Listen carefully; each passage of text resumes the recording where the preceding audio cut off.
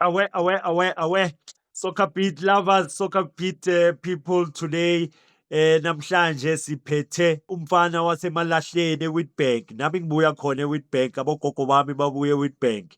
So umkhaya lo engimphethe namhlanje quality defender bedlalela known kakhulu ku-Orlando Pirates. So wacala i-career yakhe ku-Witbank Spurs. Then samazi kakhulu-ke ku-Pirates, udlalelile ne-Sundowns, so wadlalelile womabili amaqembu amakhulu e-South Africa. Ngikhuluma ngo-Innocent Umdledle. Aware. Ino, welcome to ishow yethu bro wami. It's good to have you. Hhayi nokubonga mina mfethu, ngiyajabula nami ukuba la. Awuzweke.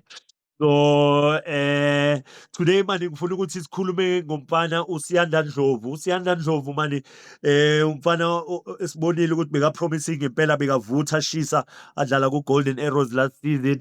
Nakhu uzitholele i-interest from Orlando Pirates and sesizwe ngathi i-deal seyi-finalized. Kodwa sesizwa ngathi manje umfana azange avumelane ama-terms ne-Orlando Pirates. Uyizwa kanjani leyo ndaba? Like ngiyizwile kancane leyo ndaba leyo, but ngizwa ngathi bathi bekaseka lona, bekasekhempini elona e-Pirates. But ngingangeni kakhulu elona edabeni because ngizwe kancane. But one thing for sure, if u-Ivan and uManto like bavumelene bona, then I think kuzoba i-problem.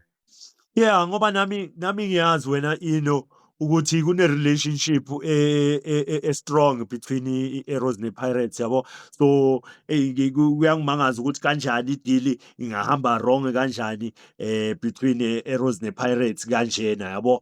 So do you think ukuthi umfana mhlambe indaba yemali Sundowns ize nesaka yamconfuse umfana?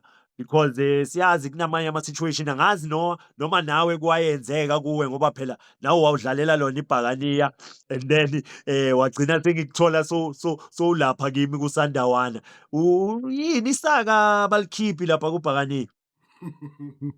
Angazi ngesaka, but based on history, like most players nawaphuma kulona ku-Arrows, usually ayalona ku-Pirates. Because I also remember uSibisi before azosayina nelona ne-Pirates aku-Arrows, ne-Sundowns bemfuna, but wa-end up aku-Pirates. And I think noSangweni ke yenzeka lento le, i-Sundowns ke yamfuna, aphuma kwa-Arrows and wa-end up aku-Pirates. So mina ngikhumbula based on history, the way izinto benziwa ngakhona. So I don't think lo mfana uzosayina nelona ne-Sundowns. From Arrows to Sundowns, angiyiboni yenzeka lokho. It's from Arrows to Pirates. Yeah, no, ngiyakuzwa Ino, yabona, and uyayi-back up lento nge-history, yabo. Hey mara mfethu, isaka liyakhuluma mfethu, akangiphenduli. Ngifuna ukubuza le ukuthi wena yini eyakwenza ukuthi usuke kuBhakaniya, because bewusolid lapha uyi-defender, so uzenzela igama lakho, uyibambile leya position ku-Pirates and u-achieve-ile izinto ku-Pirates, but then bikhona ne-Sundowns nayo that came knocking. Yini eyakwenza ukuthi wenze i-decision yokuza ku-Sundowns? Like i-Sundowns azange ngifune. Into eyenzeka ukuthi kwaba kaloku ukungazwani between mina ne-Pirates, la kwaba ne-misunderstanding about lona i-contract.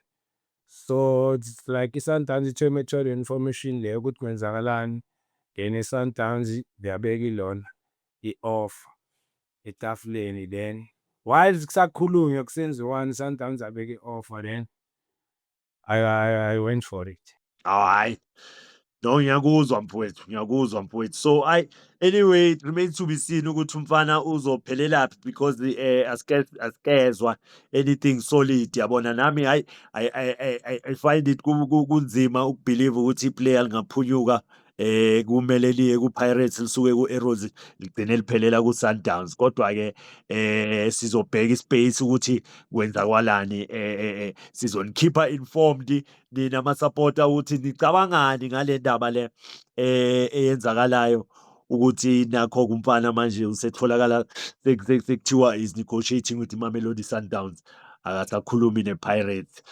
My guest Umdledle Ino, ngiyabonga bro wami for being with us today this episode, and looking forward ukuthi futhi sibe nezinye inkulumo nawe about amanye ama-players naku-Sundowns, because udlalelile ne-Sundowns. Ungakwazi ukuthi nakho-ke abafana sebabuyile ku-national team. Yebo, sibonile ukuthi bazamile baphumelele baya ku-next round.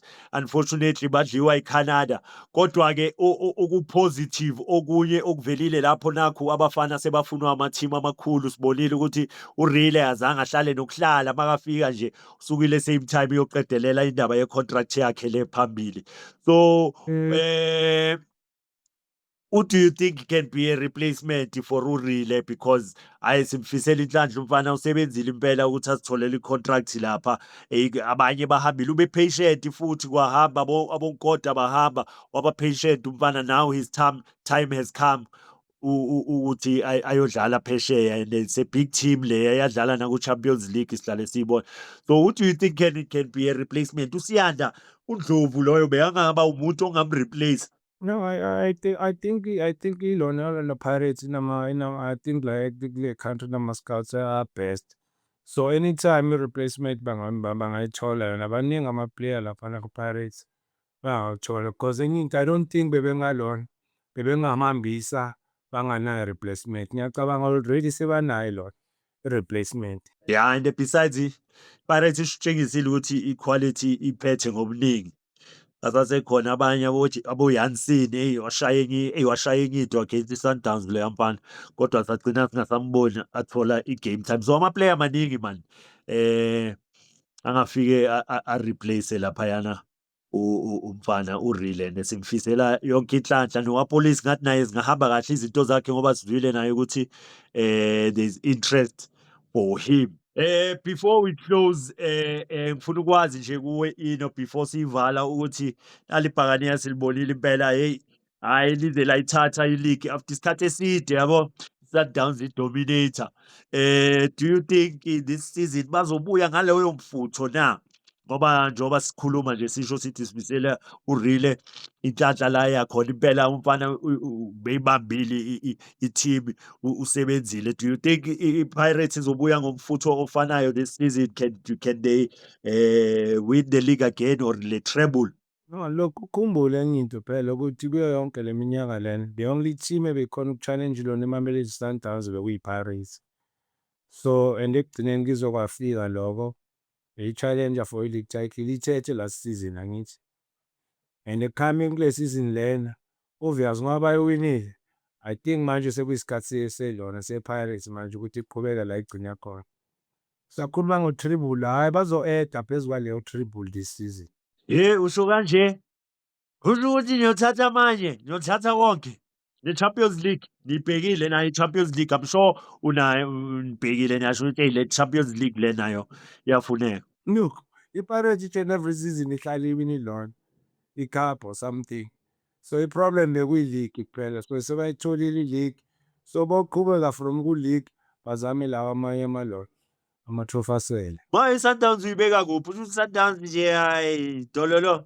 Ithatheni nje i-7 i-Sundowns. Champions League Asikhuluma lenkulu kakhulu. okwamanje sisakhuluma ngalezi la ekhaya ngithi. Sayithathanga dololo last season, ukuthi ayidlali dololo. Nalapha izimbwe dololo. Hayi no. No, ngiyakuzwa mfowethu, ngiyakuzwa bro wami. Ngibonga kakhulu Ino Mkhaya. Alright, Mfowethu ngibonga kakhulu. Dankie bhuti wami. hola.